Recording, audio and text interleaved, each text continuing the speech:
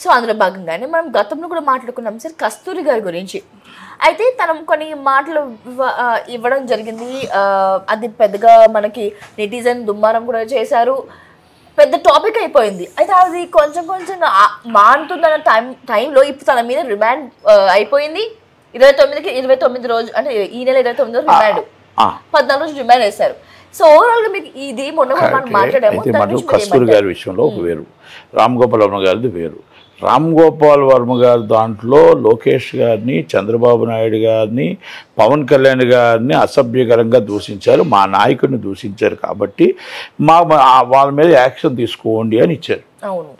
అయితే దాన్ని ఆ రోజు అప్పుడు చేసినవన్నీ కూడా ఇప్పుడు కేసు పెడుతున్నారు కాబట్టి మరి అది ఎలాగా వస్తుంది ఏంటి అనేది అది కోర్టు వారు నిర్ణయిస్తారు. అదంతా as per law practice and చట్టం సెక్షన్లో ఇవన్నీ ఉన్నాయి, ఈజ్ డిఫరెంట్. ఈ కస్తూరి గారిది ఈ ఆల్రెడీ లైమ్ లైట్లో ఉన్న కేసు. ఆమె ఒక ఫంక్షన్లో ఆమె ఏంటంటే తెలుగు వాళ్ళని దాసులుగా, తెలుగు వాళ్ళు మొత్తం అందరూ తెలుగు మహిళలు అందరూ కూడా ఆ రోజు ఎప్పుడో పురాణం రాజులు ఉంటే ఆ రాజులకు మన బానిసత్వం కోసం వచ్చారు అనే దాని మీద ఆమె కొంచెం ఘాటు వ్యాఖ్యలు వేశారు. అంటే ఎంటైర్ తెలుగు ఆడపడుచుల మీద ఆమె చేసిన వ్యాఖ్యలు చాలా దుమారం అయిపోయి నాకు బాధ అనిపించింది. నేను కూడా గట్టిగానే మాట్లాడడం జరిగింది. ఆమె ఒక నటి, ఆమె ఒక మాకు సినిమా ఆర్టిస్టు బాగా, కనుక ఆమె ఈ విధంగా మాట్లాడకూడదు. ఓకే, డిఎంకే మీద మాట్లాడితే ఇది పొలిటికల్ ఇష్యూస్ మీరు మాట్లాడుకోండి, కానీ ఇలాగ ఆడపడుచుల మీద మాట్లాడడం అనేది కరెక్ట్ కాదు. మేము దాని మీద కూడా మీకు ఎన్నోసార్లు వివరణ ఇచ్చాను. మేము మద్రాసు అనేది మా రాజధాని ఆ రోజుల్లో. ఆ మద్రాసు ఈ రోజు మొత్తం టోటల్గా మా తాతలు ముత్తాతలు కూడా చాలామంది కూడా ఉన్నారు మద్రాసులో. ఇప్పుడు మనం మా రాజధాని అది, మా రాజధాని. అప్పట్లో రాజధాని ఉన్నప్పుడు ఎంతోమంది అందరూ వచ్చారు, ఇక్కడ రాజధాని కాదు కదా అప్పుడే కదా. కనుక దాంట్లో ఎవరెవరు వచ్చి సెటిల్ అయిపోయిన ఉండొచ్చు, లేకపోతే కరుణానిధి గారు ఉండొచ్చు, సో మనీ ఉండొచ్చు. కానీ ఆమె ఆ విధంగా వ్యాఖ్యలు చేయడం అనేది ఆడపడుచుల్ని అభ్యంతరకర విషయమే. అయితే దాని మీద మొత్తం తెలుగు సంఘాలు అవ్వచ్చు, మేబీ తెలుగు వాళ్ళు అవ్వచ్చు, అందరూ సినిమా వాళ్ళు అవ్వచ్చు, అందరూ కూడా చాలా చాలా కంప్లైంట్లు పెట్టడం జరిగింది. ఆమె అక్కడి నుంచి ఇక్కడికి వచ్చి షూటింగ్కి వచ్చానంటుంది. మేబీ షూటింగ్ నాకు తెలిసి ఏ షూటింగ్లో సీరియల్స్ ఉంటే ఉండొచ్చు, నా సీరియల్స్ నాకు తెలియదు. అయితే అలాగా అక్కడ ఉంటుండగా ఆమెని ఒక హైకోర్టులో ఒక బెయిల్ పిటిషన్ వేసుకుంది. ముందస్తు బెయిల్ వేసుకుంటే ముందస్తు బెయిల్ హైకోర్టు వారు సీరియస్ అయ్యారు. ఇలాంటి వ్యాఖ్యలు చేసిన వాళ్ళని ఎందుకు మీరు చర్య తీసుకోవట్లేదు అది పోలీసు వారికి గట్టిగా ఇచ్చి ఆ కేసు బెయిల్ పిటిషన్ కొట్టివేశారు. బెయిల్ పిటిషన్ ఎప్పుడైతే కొట్టివేశారో దాని అర్థం ఏంటంటే అరెస్ట్ చేయమని అర్థం. ఇస్ ద డైరెక్ట్గా బెయిల్ పిటిషన్ ముందస్తు బెయిల్ ఎప్పుడైతే మీకు క్లోజ్ చేశారో అరెస్ట్ చేయండి, అరెస్ట్ చేసి ఇన్వెస్టిగేషన్ చేయండి అని అర్థం. అరెస్ట్ చేశారు, అరెస్ట్ చేసి తీసుకొచ్చారు. 14 రోజులు అనేది కామన్ రిమాండ్, మినిమం రిమాండ్ అది. ఆ 14 రిమాండ్లో సేమ్ డే బెయిల్ ఇవ్వచ్చు, మరుసటి రోజు బెయిల్ ఇవ్వచ్చు, లేకపోతే ఇంకో రోజు బెయిల్ పొడిగించవచ్చు.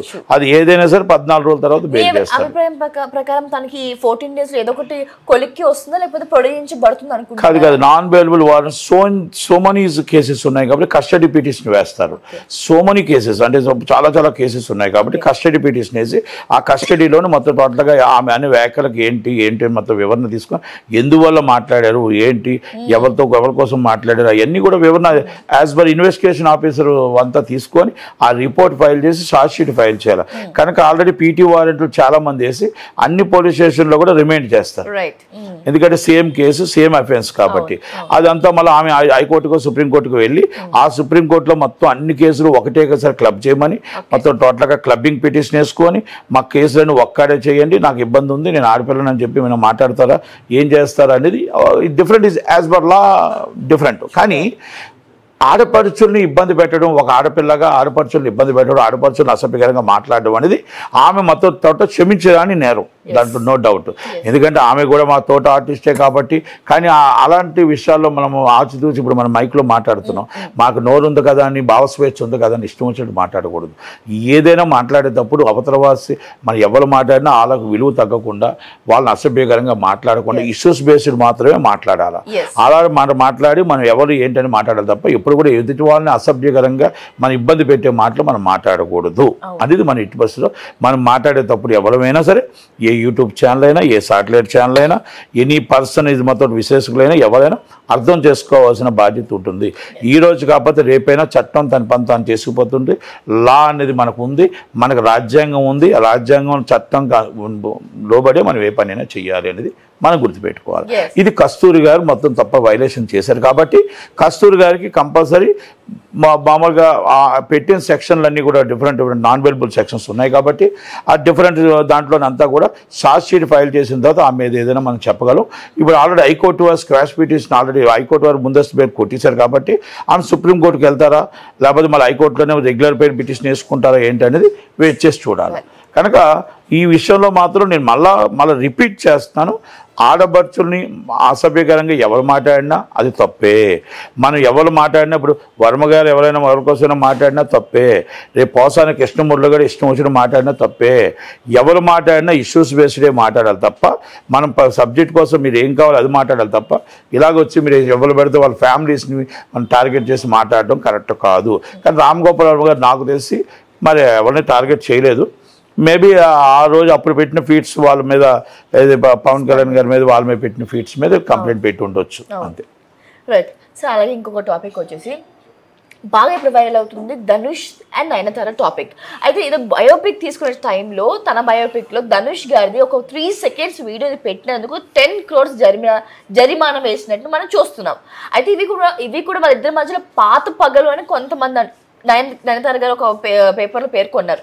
ఓవరాల్గా ఇది చూసినప్పుడు ఇది విన్నప్పుడు మీకు ఏమనిపించింది? అంటే ఇది పాత పగలా లేకపోతే ఆయన అనుమతి లేనందుకు వేసినందుకు ఆయన జరిమానా వేశారా లేకపోతే ఏంటి సార్? అంటే ఒకటి అనమాట, నాకు ధనుష్ గారితో మంచి స్నేహం ఉంది, వాళ్ళ ఫాదర్తో ఉంది, వాళ్ళ బ్రదర్తో ఉంది, నాకు వాళ్ళ బ్రదర్తో మదర్తో ఉంది, వాళ్ళ సిస్టర్తో కూడా ఉంది.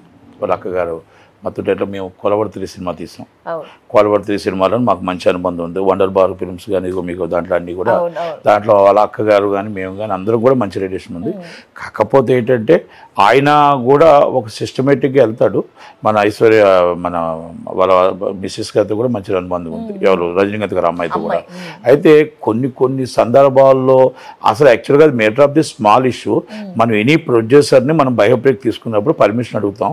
ఆ పర్మిషన్ అడిగి మాకు ఇది వాడుకోవడానికి ఇవ్వండి అంటే పర్మిషన్ ఇవ్వచ్చు, పర్మిషన్ ఇస్తారు ఆల్మోస్ట్. ఎందుకంటే ఇప్పుడు మనం ఏదైనా రీమేక్ చేయాలన్నా లేకపోతే రీమేక్ కంటే డబ్బులు అడుగుతారు. ఈ చిన్న షార్ట్స్ వాడుకుంటామంటే permission is must and should. కనుక ఆ అమ్మాయి యాక్ట్ చేసింది కాబట్టి అడిగి ఉండొచ్చు. దాన్ని నేనే రవిడి అనేది సినిమా ఉంది, అడిగి ఉండొచ్చు. దాంట్లో మరి ఎందుకు మరి ఆయన ఇవ్వలేదు అంటే వాళ్ళకి వ్యక్తిగత గొడవలు ఉన్నాయి, అది మాత్రం వాస్తవం. వ్యక్తిగత గొడవలు ఉన్నాయి. దాన్ని అలాంటివి ఏమైనా ఉంటే కూడా ధనుష్ కొంచెం సీరియస్గా తీసుకుంటాడు. కనుక అయితే అది చాలా వ్యక్తిగతంగా ఉన్నాయి, వేరే ఉన్నాయి. ఎందుకంటే నేను దాంట్లో జోలికి వెళ్ళట్లేదు, కానీ అక్కడికి వెళ్తే మీకు ఇంకా ఇప్పుడు మీకు టీవీ టైం సరిపోదు. కనుక నయనతార గారిది ఆయనది వ్యక్తిగత గొడవలు ఉన్నాయి, అదంతా ఐశ్వర్య గారికి తెలుసు, అంతా తెలుసు.